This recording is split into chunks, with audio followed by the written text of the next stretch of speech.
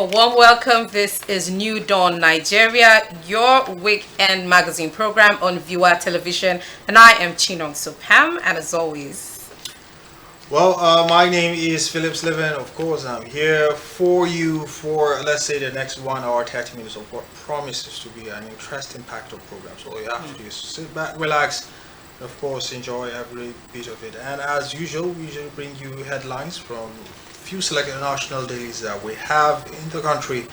And of course, that will start from Monday to Friday. We're looking at all the papers all put together all through, so that at least you have a full package, a full view of what has been happening from the national scene. Of course, we have that and much more after this break. In this 21st century, where all the information we need is now in the palm of our hands. News from around the world, entertainment, celebrity gossip, sports, and much more.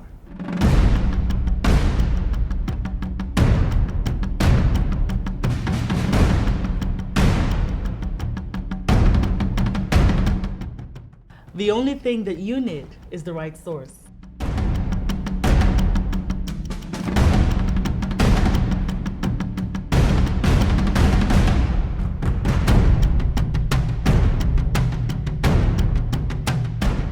Viewer TV is now on the go. Simply check us out on our social media pages on Facebook, Instagram, YouTube, and Twitter for all the information you need.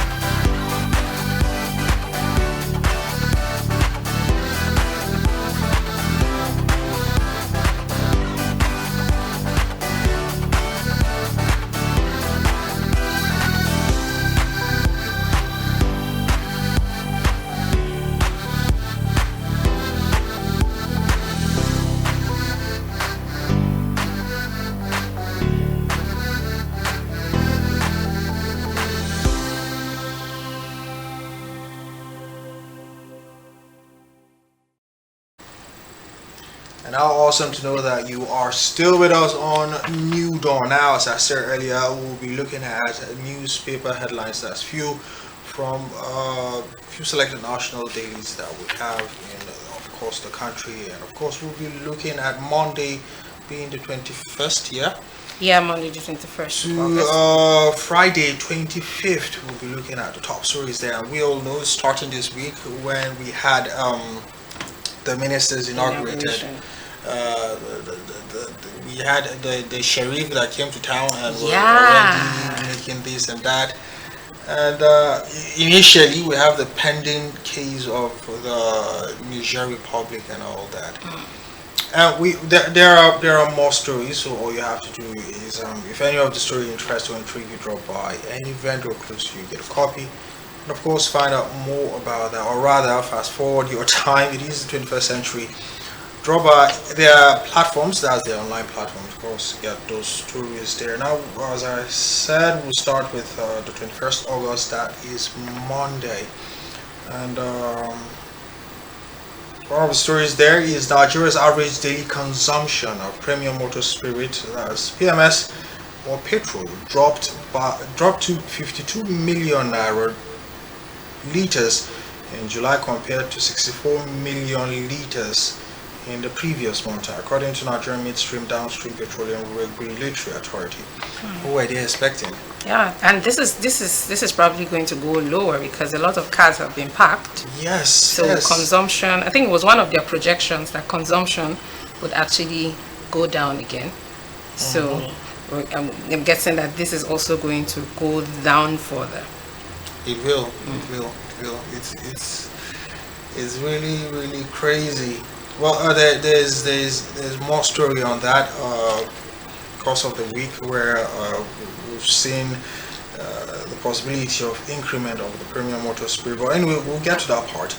Still on Monday, that's the 21st day of August, the Economic Community of West African States, that's ECOWAS, says it won't accept Niger's Republic Junta's 3-year power transition plan. You know, at a point, slightly, I just felt, what if we look at the whole situation from their own perspective?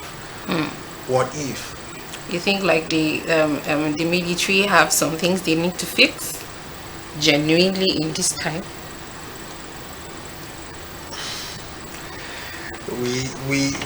Why I want to say this is we never can tell because we're not there until we're in their shoes and we understand. Now it's God forbid if the military should take over Nigeria. Now other places might be like, nah. In some quarters in Nigeria, people are like, yeah. So it's that's what I mean by, what if we look at it from their angle. I'm not saying that the military takeover is a good thing, because a lot of things will be altered as it is happening now, and it's not good for the citizens. But regardless, I'm trying to be a media person by staying by being liberal. Being liberal to both sides of the conversation. Well, I think it's okay that if the ECOWAS do not accept this, because, well, you can't say 3 years is quite a long time to stay out of democratic governance. It's a very long yes, time. a lot of things will be displaced in that period, whether they know. Yeah, and then who is to go? Are you going to sign a deal with the military? Are we sure that they are going to reinstate civilian rule after the 3 years? Or they'll keep saying it's another 6 months, it's another 6 months? Or there will be another coup. Yeah, exactly. What if there is another coup and that person is saying, or the military power in that time is now saying, we need another 2 years to fix whatever the Chania and the rest have done and all of that. So. All right, now back to Nigeria. Human rights lawyer Femi Falana San demanded the immediate release of detained chairman of the Economic Financial Crimes Commission, that's EFCC, Rashid Bawa. And we all know how usually the thing goes in Nigeria. You might be in there for some time before they will be like, oh, remember we left that one there. I've actually forgotten him. Let's bring him. No, we are so sorry. Why would they keep you like that? No, let's handle your case now. How will we forget? When you look at the time, you'll be like, it's like 10 years now. 10 years, Oh, because so sorry. it's actually like we've forgotten him right now. Seriously. He was like, that's true. Power is still there. Yes. Okay, finally, for the last headline, Governor Muhammad Umaru Bago of Niger State has appointed 100 anti-one women to various political positions in the state. This is inclusive, if you ask me. Yeah. Bringing women into the matter. I hope they don't come and be like, what a man can do, a woman can do better than that. They should just work. They should just work. No, it's no need for, it's not time for point making. Just work. Just work. All right, maybe you help us with the one of Tuesday. All right, so Tuesday, August 22nd, stories making the headlines. First, President Bola Ahmed Tinubu has inaugurated 45 members of his cabinet. So that happened Monday, cautioning them that they owe Nigerians accountability, trust, and transparency in the discharge of their duties. So on this day, I like that the president was very emphatic in telling them that you cannot be biased. You are not picked because you're here to serve your people. You are here to serve the nation, and so you should go straight to work. Whatever you work in any state, it is all to get towards economic progress for everybody. So let's see how that pans out. We hope that they listen. The next of former governor of Rivers State, Nyesom Wike, has claimed that the People's Democratic Party gave him the green light to accept the ministerial position under the Bola Tinubu administration. It was I think the beginning of everything. Yeah. It was me, because it felt like what's happening. There had been rumors that okay, he may just defect to the APC. Yes. Finally, because of all of this, but I know we'll be having conversations on him, but he feels like he's all about the work right now. Yes, what we're getting, it feels like it's all about the work right now. So I leave the let's politics see. aside Yeah, for yeah. now. So because I feel like this is even just like a distraction, because I'm seeing an FCT minister right now, and I'm not seeing any party affiliation. So Any former aspirant let's or just, whatsoever. yeah. So all right. So Vice President Kashim Shettima departed Abuja, that's it, for Johannesburg in South Africa to represent President Bola Tinubu on the 15th BRICS Summit of Heads of State and Government. So, The big summit, how Yeah. unfortunate that we might not be. what might not be selected, we are not, it's not clear like what the criteria are, but a lot of countries came, they made their case, in 47 of them, and news finally came out that the BRICS, I think, selected only just 5 countries, and Nigeria didn't make the cut. So maybe we'll take a little look further into that later on our State of the Nation Yes. segment. I don't think there's another badge, bro. No. And they are going to be, I think they're going to be made members on the 1st of January 2024. So we're not making batch B. I think it's done Yes. for us. I think it's done for us. There's no batch. Phillips, why? All right. Minister of the Federal Capital Territory, Nyesom Wike, has vowed to demolish illegal houses built in Abuja. We're going to be talking extensively on this on the State of the Nation, because he seems to be one of the ministers that has hit the ground seriously running in Seriously. his post. So that's why I'm saying right now I'm not seeing any party affiliation. I'm just seeing a minister of the FTC who has begun work. And lastly, August 22nd, a Kaduna State High Court sitting in Kafanchan nullified the restriction of movement placed on Brigadier General Ilya Yama, the deposed traditional ruler of Arak Chiefdom. All right, that's all we have for August the 22nd. Over to you, Phillips. Alright, for Wednesday, that's the 23rd day of August, former Nigerian Minister of Petroleum, Yazani Alisa Madukwe, has been charged with bribery offences by the UK National Crime Agency. The way we and the UK are having issues one way or the other from our politicians, it's really scary. It's from our politicians. And What is scary about it is they might, we and others, I would say, have plans to go there some other time. Yeah. Let them not spoil the, let them not deter and spoil the, so that when the time comes when we go there, we'll be like, you. Because there was this story a few months ago when I think a broadcaster like we said that Nigerian politicians, when they travel out, they don't sell Nigerians, be the citizens, way, yes. in a good light, right? And yeah, it's to see this kind of things. Former not speaker. Yeah, Equirimadu and all of these cases, and when you see all of these things listed out, the allegations against Alice Maduke, you're like, you really just went to live life, and it's not showing us in a good light. And I want to believe she left Nigeria to UK just to avoid all of this and domestic issues that were already online. Yeah, and it's because I know this case has been on for this is 5 years now. It's been dragging, and to have these new allegations come on. All right. Talking about the new minister, Dr. Bata Edu, a new minister of the Humanitarian Affairs, Poverty Alleviation, has said the federal government plans to lift 133 million Nigerians out of poverty. Now, we've heard that before. I just pray this one is so it's in praying. We can pray all we want, but like, can we be? I'm not saying it's a good thing that Nigerians are in poverty, but realistically, in what amount of time do you want to lift 133 million people out of poverty?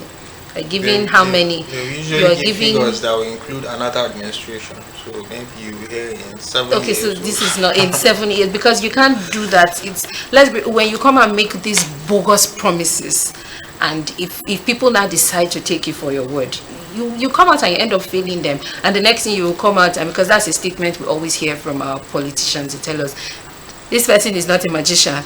But nobody asked you people to be magicians. Tell us practical things that you would do. Stand by it and do it. Let the next person come and do his. Yes. You want to leave 103 million Nigerians out of poverty. Yeah, let's see how that goes. As I said, we've heard that before. The former minister also, you remember during COVID-19 and all that, where it was said that certain number of households will be getting certain amount. Up till date, I haven't seen one person who says that he has received such amount. But anyway, I believe there are a few, but not as overemphasized. Somebody knocked in my house that period and was asking if we had an elderly person at home, because they wanted, because my mom used to come around, so it's like they were giving that. I told them, this is, and because she was not around that day, that was the end. So if they had marked my address for that, I'm sure that allocation of whatever funds were going to be given to her is gone. All right, moving forward, the National Youth Service Corps, that's NYSC, has resumed orientation services in Maiduguri, the Borno State capital, 12 years after the camp was shut down due to Boko Haram insurgency. It's a big welcome back, at least, it's but good news. I want to believe others will be like, are you sure? Will you be confident to go to this camp? Are you sure? Are you sure? A former governor of Kaduna State, Nasir Rufai, has advised Economic Community of West African states as ECOWAS not to consider military interventions in Niger Republic. And for the fact that the president said that there are forces asking him, or others out there asking him, pressuring him to use force in Niger's case, and he I would say in a way is the one holding it back. Makes it clear that at least him being the chairperson there, at least he's considering both angles before at least crossing that road. Yeah, like we're no longer as loud on the sending military to Niger in this period. So let's see what turns out. Yeah, let's see what turns out. All right, so moving on to August 24th. Minister of the Federal Capital Territory, Nyesom Wike, on Wednesday, approved demolition of Gariki, Jabi, and other 28 slums which had earlier been surveyed by the Federal Capital Development Authority before this administration. Right, so like we said earlier, we're going to be talking on that ministry. The demolition man. The demolition man is here. We're going to be talking more on that and all of his declarations. All right, the Lagos State House of Assembly has rejected 17 out of the 39 commissioner nominees submitted by Governor Babajide Sanwo-Olu. It's good that for once you hear this, it's so that it doesn't actually look as if it's always a rubber stamped legislative I would say. Yeah, it's not on they have the right to scrutinize and see this people do not make the cut, and it stands. All right, so Minister of the Federal Capital Territory, Nyesom Wike, again has prohibited street trading within and around of Abuja. And lastly, the leader of the Wagner Group, remember his story, a private military company, has been reportedly killed in a plane crash. I think this is one news that people have been waiting and have been expecting to hear. They say how the mighty fall. Yeah, expecting to hear. So it's sad. It's sad for the group. It's sad for the nation that he, alongside others, had to go in the plane crash. But it is what it is. I know other countries that are far against Russia will be very, very glad, but regardless, he's still human. He's still human, yeah. And people have been pointing fingers. President Biden came out straight to point fingers at Putin. A lot of analysts have come out to say this is probably an assassination and all of that, but it doesn't still change the fact that he's gone. And all right, that's all for August the 24th. All right, for Friday 25th, we have no fewer than 23 military personnel who died in combat in Niger State are being laid to rest at the National Military Cemetery in the Federal Capital Territory, FCT, Abuja, where we have half-mast in most of the bases in the country. Now, oil marketers on Thursday insisted on a possible hike in pump price of premium motor spirit, popularly called petrol, following a further plunge in the value of Naira against the United States dollar. Now, we are praying for any aspects that will reduce the price of petrol in Nigeria, not anything that will increase it. Yeah. I know recently a loan was collected to curtail all this. I wonder when that will start being functional. Well, this is if this happens, this is going to inflict more hardship on Nigerians. I know the presidency came out in a statement a few weeks ago saying that there was no reason for oil marketers to increase their prices again, and these oil marketers came out and said it means the presidency and the government are not even aware of what's happening because their prices must go up if the naira continues to fall against the dollar, because their price is a reflection of how the naira in the exchange market is performing. So it means that like we've said this before, as long as we see an increase in the naira to the dollar, it is actually going to directly affect the petrol prices. So but sometimes when they are having this back and forth, I usually feel as if they are playing with our intelligence. Before anything is being made, usually you find GMT, that's military or the person in charge of the NPCL. yeah, Go to the president, talk to him, and enlighten him on all that could possibly happen. Now, after all that, tomorrow maybe if a press statement is being let out or leaked out that there is this possibility, you hear the president saying no, we can't allow that, and then you hear them too saying no, when actually they already they have that conversation. But that's the thing, because what they are now trying to say is that there's nothing. It's not about the president making a statement. The market behavior has to follow the market behavior. So any statement that he makes, regardless, I think that was why, I don't know whether it was, I think it was the Nupeng chairman also that came out and like, it means our presidency, they don't understand, because you cannot, there's no ceiling point of how we will sell the petrol, right? You can't mark that, or what the economists call the ceiling. You can't give it a ceiling because you don't have that for the naira. The naira is not yet stable. So I wonder when it will be stable. Let's see. We wonder when it will be stable.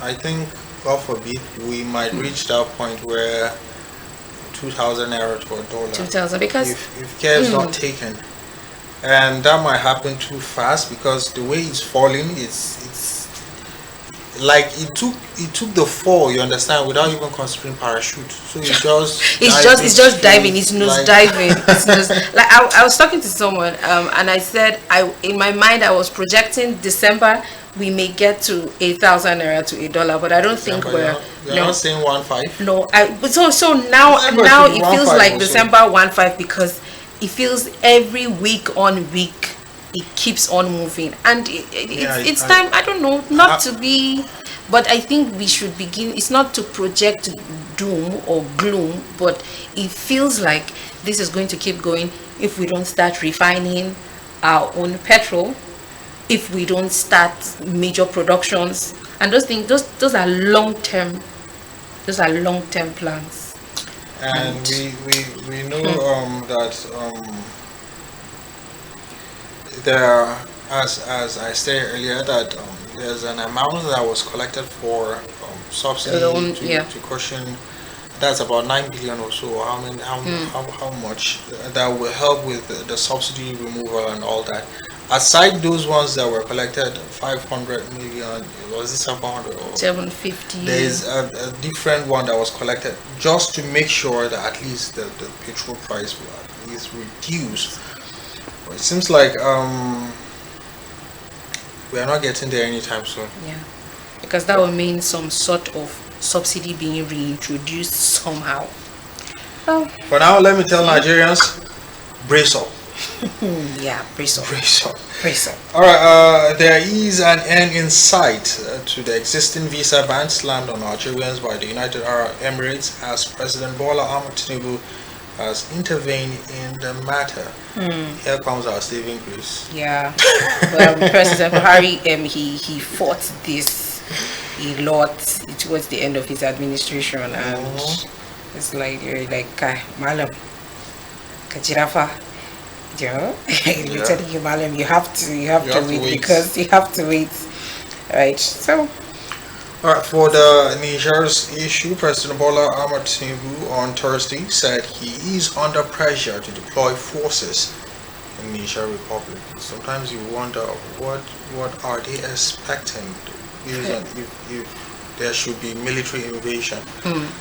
It's clear that something that's for those that are pressuring him for a military invasion have their own personal agendas. oh, definitely That it's they are targeting. No, but definitely it clearly looks like if it means there's an external pressure, and because usually there are some elements that will create chaos, yeah, and then in the midst of that chaos go and do their own personal business, come out safely. So maybe the having the military invasion will be their own chaos. yes.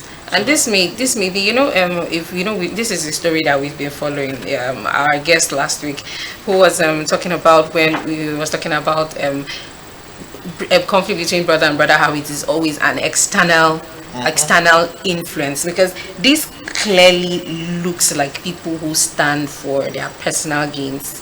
If truly he is under any form of pressure, it is people for their personal gains. I'm talking personal in terms of national or something, and it probably could be from the West, because we know that all the sanctions, we know that their natural resources are no longer going out and all of that. It is definitely causing some impediments in those other places, and they're like, man, guys, go in and get this thing out and get us back.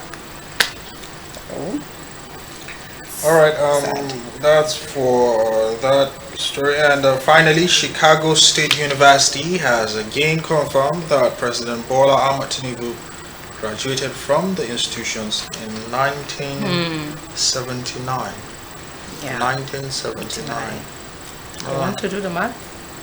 No, I'm thinking whether the possibility of my inception was even in thoughts in that time, and this is your head of state, right? Anything can happen. When the state university said they had agreed to release something, I'm sure a lot of Nigerians are like, finally we're going to see that there's no record of our president in this university. And anyway, we're glad that this news is out. Why people were anticipating what would come out was because of the fact that he didn't give a clear statement on. There were some gray areas. Yeah. So people thought that possibility of him lying could be possible. Yeah. So the heavy expectation was this should just go south. Like, let's wait and see. But regardless, whether he graduated or he didn't graduate, I don't think it's a yardstick anymore for a president to graduate in Nigeria. Yeah.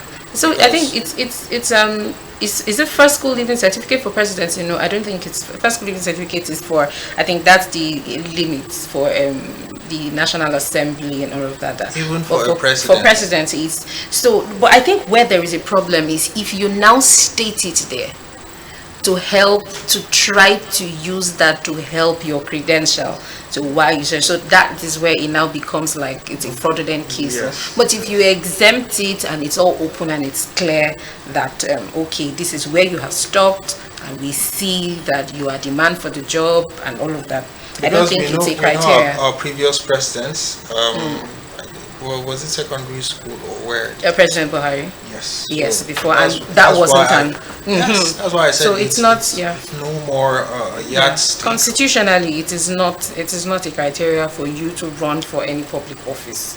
I think it now begins to look and sound fraudulent when you bring out all of these things and you are, And yet- it's not. Yes, like stating that, oh, you went for your service and you did not. I went to Harvard. I went and you did When not. only you went for your cousin's. Do you understand? matric. Yeah, I was in Harvard. I was in Harvard. It was during my cousin's matric. Oh wow! But that should count for something. You were in the presence of Harvard. It should count for something. I went to Harvard. But it was for my cousins this time. Yeah. I just hope we'll get to that point where I'm not after you coming with so many degrees before you get. I'm only after the credible person Yeah. winning. So Yeah. if you are good enough, whether you don't have any certificate or not, if you're good enough, I think that's all that matters. Come out and run for office, Yes. and let let's- us vote you. We know of presidents that haven't gone to school and they've done well for the countries. We know of presidents that have gone to school, but yet so much is to be asked from the country. But regardless, as for Nigeria, we should just brace up. That's all I keep saying. Let's remain The on the impact worry is huge. table. It's going to be huge. Well, that's how far we can go for the headlines for this week. You can get more of that stories, more detail of that stories from their platforms or any vendor where they sell newspapers close to you. And of course, you get more details of that. Remember, this is still New Dawn, a weekly breakfast show that comes your way on Viewer Television. Of course, we'll be looking at an exclusive we had from the Ministry of Education. Yeah. Yeah, later on in the show. Okay. Yeah. All right, let's go on a quick break. State of the Nation will be next after the break.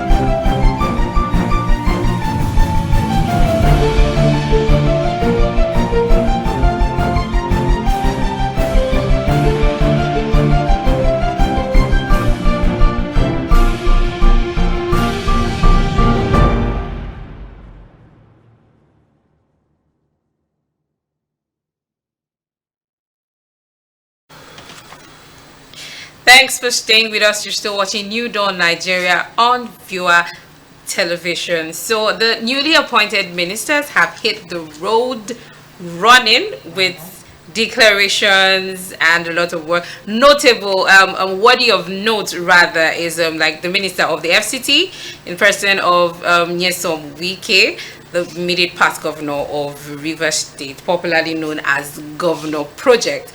He's already up to declarations and a few notable ones. And we're going to be taking a little story on Nigeria's involvement in the BRICS. And fortunately or unfortunately, we didn't get the invite to be part of the BRICS bloc. Now, joining us in conversation is our in-house guest in person of Daniel Joktan. You're welcome. He's also a co-producer of the show, but today he joins us live in the studio. You're welcome. You're welcome. Thank you very much. Yeah. All right. So let's start off with the FCT. So the residents of FCT are already beginning to feel the impact of the minister of the FCT. All of us are residents of the FCT. How are we finding our current minister of the FCT? Because he's already making a lot of. So what are just our general? How are we seeing him? Let me start with you. There's really the expectations are. We don't even know what to expect as of now because it's just 5 days in. I think it was Monday he was yes. appointed. Today is Friday, and we already have certain places marked as X for demolition already. So I don't even know. But we hope for the best and keep seeing how things turn out to be. But is there a street in Abuja that has no mark X? That's something. Those marks have always been there. The moment you buy one block and or thought of replastering your house, tomorrow morning you see an X. You wonder how they get to know one is built. So it's like they have intel or informants around. If you're changing your tiles and they see a lot of cartons outside, they will mark X. Construction, something is going on. So does that mean that everywhere that has been marked X, regardless of whether they marked it based on the right stand or possibly they just want, there are some that just mark X just because so that you can give them something. Yeah. Is it that all the places that are marked X, whether they are after commission or not, will be demolished? Because it's definitely, obviously not feasible. Yeah. I don't think all of them. Because all can't even be demolished at once. Yeah. That is another fact. I think there are a lot of other factors too that they consider before they mark. I don't think it's only about sometimes you hear they will now write move the fence back.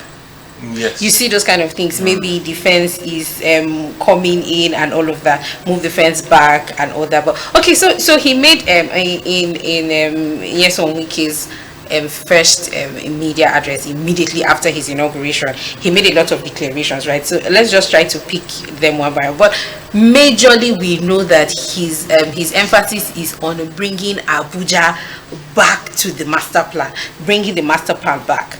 Before we get to the master plan, he talked a lot about security. We know security is largely a problem in the whole of the country, right? So, but in Abuja, do we think the security situation has really dwindled? Like, we really need to begin to pay attention to security. I think there is the need for us to look at that. There are some small pockets of incidents that are happening that really needs attention because it's this small I would say heinous acts that usually result to a mega one if it's not reported. All these phone snatching, bag snatching, and that usually happens in I know here in Gwarimpa I've had several cases where some of our colleagues have lost or their phones were snatched and all that. So I think it's about time that should be considered. Yeah, I know people have raised this thing of these guys, what do we call them now, that go about picking metals and all, the whole Mebola guys. They are actually the ones, but I think some of them are legitimately doing these jobs we can't just throw a blanket and say all of them. But if it is found that amongst them there is that and there's a need to clear them off, I think they'd have to be. And he said something that before people want to come to Abuja, it was almost like people want to come to Abuja for vacation, but for security reasons now they don't come. Because I know that I have a friend, a couple friend, that they actually came to Abuja for their honeymoon. Abuja was like honeymoon spot for them to come to, and that was I'm talking some 9 years back. I don't know if people like them, because of security in Abuja now, you think people would want to come to Abuja for, you think maybe insecurity would hamper tourism in Abuja? I think he's already doing, but that it's good that he's bringing this up.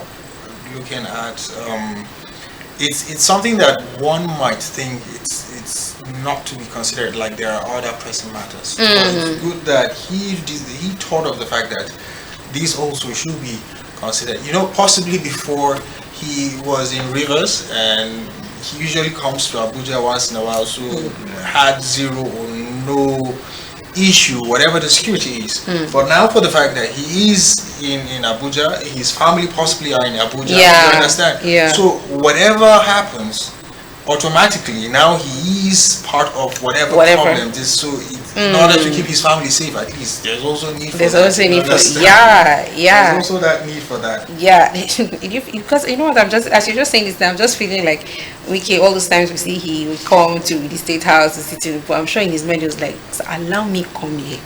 I know how I will handle these people. Allow me, allow me to come here. All right. So another thing he noted again was, he said people are beginning to hawk. There's markets everywhere. Yes. There's markets everywhere. Problem with councillors. Yeah. He's not supposed to operate councillors. So he didn't get the memo. He didn't get the memo that that's how we are supposed to thrive now. We can't. Maybe one councillor insulted him. Or give him burnt corn or something. But yeah, exactly. You know, maybe he just stopped his SUV and he just got him burnt corn, and it's a thing of concern. So, but my major concern now, which should be our concern, is sometimes I feel like when this kind of reforms or hard restructuring is going to happen, it's important to provide alternatives for these people, because I know it's actually a problem. This is supposed to be a cosmopolitan city. You're supposed to, you know, it's supposed to have the life or the look of a global face, and then you come and you see people hawking. Like, so let's throw this out, assuming that we have their ears. What kind of alternatives do you think should be given, and what time frame should be given? Because these are nano businesses, right? They need this thing sometimes to survive. What alternatives do you think that the FCT should provide for them? Before we go into that further, those nano economies, on the long run, they all add up to the economy as a country. So if you are going to displace those people now, and that is already a source of income for them, some even livelihood. So stopping that, and it's not everybody that can bear to rent a shop. So there are so many things, especially in Abuja. Yeah, things are quite expensive. So you can't even say.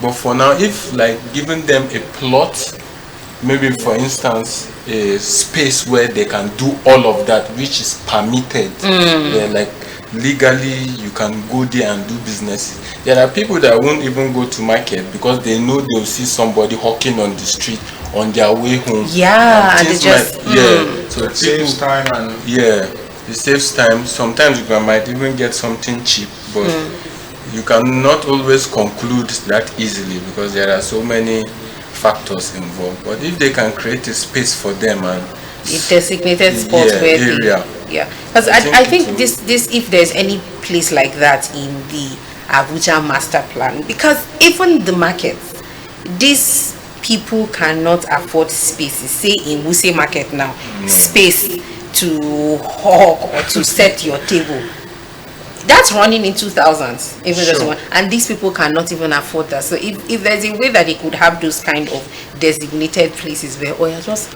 go here and maybe every day you pay tax of 100 naira, 200 naira to come and place your table there. I think it will go a long way, right? Provide alternatives so that their livelihoods can continue.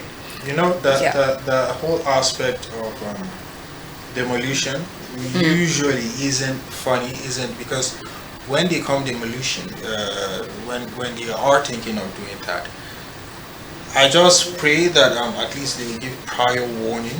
Notice. Coming in the next 1 week, so you guys can pack your things, rather than the usual case of demolition that we usually see. You just step out to buy something, and all of a sudden you see return a car passing. It's like, hello, not knowing that. They are going to your place. Yes, and they don't care whether you pack out your valuables. They will just start demolition. They always claim that they always give prior notice, but the people always feel like either it's just a bluff, they are not going to come, or they feel that when they come, money would definitely exchange hands. They always feel like it is something that money is going to settle. I think people should really, like you're saying, people should really take them seriously when they come to give these notifications. Oh, in 2 months time you're coming to, because he has said, if we can saying that even ambassador, minister, your house is going down, then you should know that your house is also going down. So another thing that he mentioned that I think is a concern for the residents of Abuja again is the issue of sanitation. Who agrees with me that Abuja needs to be cleaned? Like, we should have an operation clean Abuja. Do you think so? But in some areas they are trying, but in some area you wonder, am I in Abuja? Am I really, like, is this the capital? Like, is this? Are you serious? Sometimes you'll be ashamed. Like, I can't imagine someone coming and be like, oh, so this is your capital territory. Abuja used to feel like, when, especially maybe, I remember those times coming in from Jos into Abuja, by the time I just get to the car area, the environment begins to feel different. You feel, you just notice that you have come into Abuja. And I think one of the first things that hit me when I saw that Wike was appointed to be FCT minister was like, AEPB, they will have to work now, because I think he will put them. Abuja for some time wasn't one thing that people kept saying the last administration, and FCT has minister. You heard that a lot now. FCC has minister. So I think if he puts them on their toes to work, if my memory serves me right, most times when there is some sort of outbreak, it's usually in Abuja, and you wonder, cholera outbreak, Buhari. It will start in Buhari, diphtheria, Dede, all those kind of things in Nigeria. It was becoming the, Okay, so let's talk about the demolition, that the acclaimed demolition of 6,000 houses in the FCT. 6,000 is a large number. That's a large number for buildings. Then imagine the people occupying those buildings. So obviously it's like a times. So 6,000 times. For instance, now we want to demolish a building. You call it one building, but there are like 50 shops in the building. In each shop there are like 2 people occupying. So that gives it another.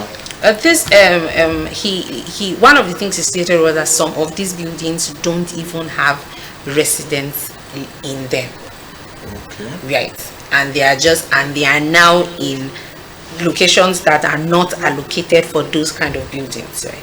But then again, another thing that he has said was that his spokesperson came out to say that he was not the one who said he's going to, like we were saying earlier, now this is just media language, because if the FCDA has marked out these areas for demolition, and you're coming to say wherever is marked out for demolition, invariably you are the one saying that. But do we think he's going to really demolish these things?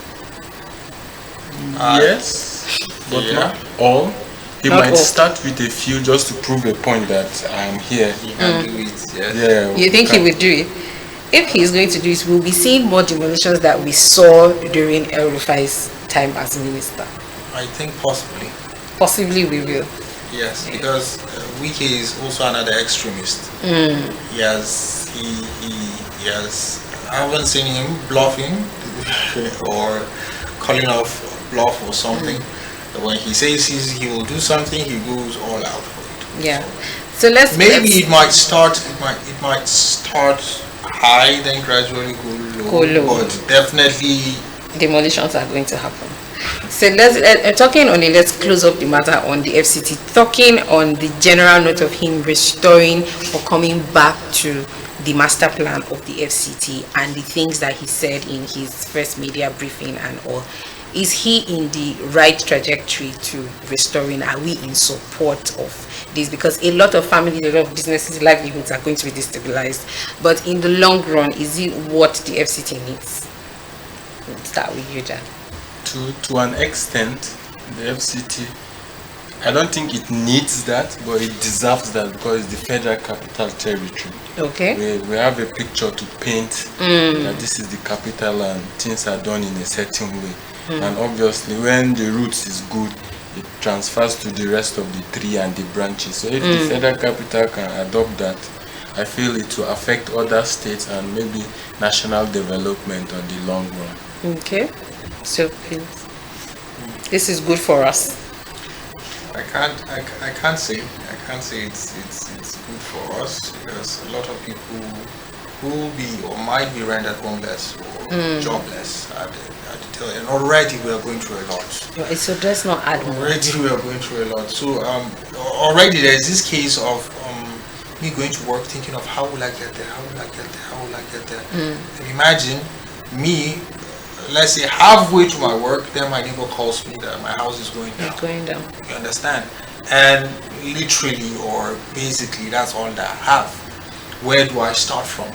This is not the point where you think of starting all over in Nigeria. This is not the point. This is not the time rather of you planning, okay, how do I start all over? This is the time where you readjust already. Not starting all over. If you are to start all over, I think in the long run it's going to be beneficial for the FCT because I know the FCT that I had seen a long time ago and it would be nice to have it back. Notwithstanding, like Felix is saying, a lot of people are going to be destabilized and this is not the time that you want to begin to have a do-over. But then again, there will be the defense of they keep making these announcements a long time ago. This has been long coming that we have found ourselves here.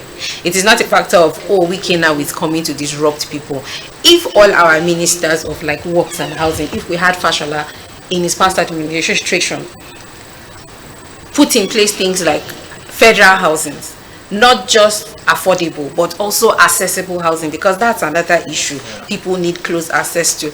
If all those things were put in place and you have to move people can afford their mortgage plans that make people afford houses and the rest, I think we won't have even come to this year because people will generally leave the slums to those kinds of areas. So but we're looking at what happens. I just know that FCT, we have a lot coming for us weekly. We have the news and we have something that the minister will be up to. So another minister worthy of note again is the Minister for Works, past governor of Ebonyi State, Umahi. One thing that has been a menace in the nation has been that the connecting road Lokoja Abuja, that it's always totally flooded. Now we're not even talking about the community. Now we're talking about that road, because why it's a concern is because flights are getting very expensive right now. People are going to revert to using the roads, and the road now is expensive. Yeah, even the road is expensive. From here to Lagos, it's about 30-something thousand. Exactly. When I heard 30-something, I was like, "Is that flight?" It's not flight. I saw. I don't know. And this news, I didn't confirm. Sorry, that flights now Lagos to Abuja 250. When I heard 30-something, I said, "Is that flight? How is it that expensive? How is it? You know how is traveling by road?" And you know when we were talking in the previous segment, we don't even know what the fuel price. So if you're traveling in December, you're not going to be paying 30-something thousand to Lagos. You know, now rich kids go travel. Yeah, my mother then go travel. There's no guarantee that the price will even remain. Yeah. So by then, you can imagine what it is going to be traveling. So a minister like that has begun to say, okay, this is what to be done in on that road and all of that. Like looking at that, because it seems like he too is more interested in places that are close to FCT, since he has begun it close to the heartbeat of the president, where the president will feel his impact closely. Is he on the right trajectory for that road, especially his recommendation of saying we need a flyover that will be above the water level? Yeah, the flyover makes a lot of sense because the rain will never stop. As long as season changes, its time will come. So I think the permanent solution or the best for now is the bridge. Just over, because the water it doesn't have a certain level. When it rains more, it adds in a couple of inches. When the rain is less, it goes down. So you cannot say when you raise the road or make it higher, it will solve the problem permanently. But going over it makes a lot of sense. So do you think, like, is it a meteorologist or what they call them now, can they ascertain this water will never surpass this level? So if the bridge goes above it, then we are fine no matter the season. That to an extent they can, because that's another issue if we're looking at the flyover. But I think it's good that he's pointing out, because because this time people have to travel by road. Someone has given me live footage of him being on that road traveling. It was scary. Yeah, so people will have to travel, but we don't think that can happen before the Christmas, when people will begin to make journeys. It will be hard. It will be hard. It will be hard. We will need a lot of expertise and a lot of all of that. A miracle. A miracle. Remember, we're dealing with contractors in Nigeria for a Nigerian project. Yeah. Usually they will start with big bang. Understand? We're going to do this. We'll do this. In fact, we're finishing this in the next 4 months. This contractor, I've called him. I've given him all the money for this contract, so everything will finish. Yeah, that, like you said, that's another thing that I feel our ministers right now, they should not just think of themselves, because there are a lot of abandoned projects. Is it possible for them to just go back to them and say, okay, I wasn't the one here, and collaborate with state governments and visit abandoned projects, because that's a waste of resources. Yeah, and I don't even think starting afresh is the best solution right now, because even in the FCT you see bridges half done, extra bridges half done. So do you want to now, all the resources that have time, labor, everything that has gone into that, you want to throw that all away? And then you hear that most of the contracts have been fully paid, so now that it's abandoned, you wonder what happened next.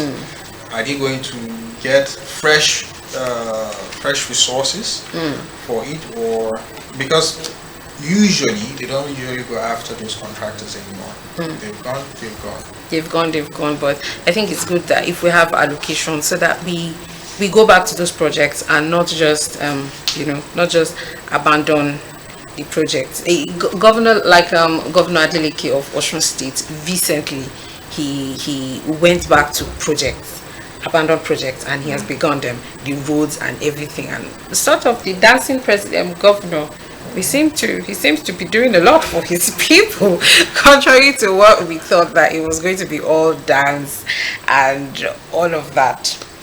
Fortunately, we're running out of time, which this conversation could run ahead. Unfortunately, right here, we wish this conversation could run ahead more than this, but I think this is where we'll draw the curtains, and we'll do this again next week. Like we say, thank you so much, Dan, for joining us today in the conversation. We hope to have you again. This has been a wonderful time right here on New Dawn Nigeria, and from me, it's wishing you a happy and a wonderful weekend ahead.